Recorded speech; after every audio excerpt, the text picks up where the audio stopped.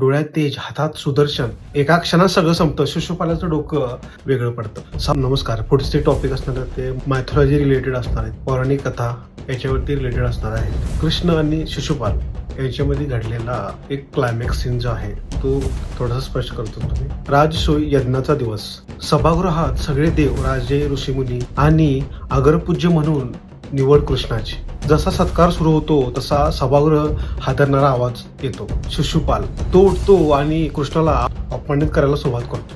एकदा नाही, दोनदा नाही, सलग शिव्या, टोमणे, आरोप. सगळे गंभीर, सगळे शांत, फक्त कृष्ण हलकसा हसत बसलेला.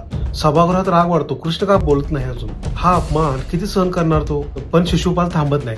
अपमान क्रमांक 98, अपमान क्रमांक 99. कृष्ण अजूनही शांत. कुणालाही समजत नाही कृष्ण का थांबतोय अजून. आणि मग अपराध क्रमांक 100. त्या क्षणी कृष्ण उभा राहतो. डोळ्यात तेज, हातात सुदर्शन, एका क्षणात सगळं संपतं. शिशुपालाचं डोकं वेगळं पडतं. सभागृह निशब्द. सगळे कृष्णाकडे पाहतात.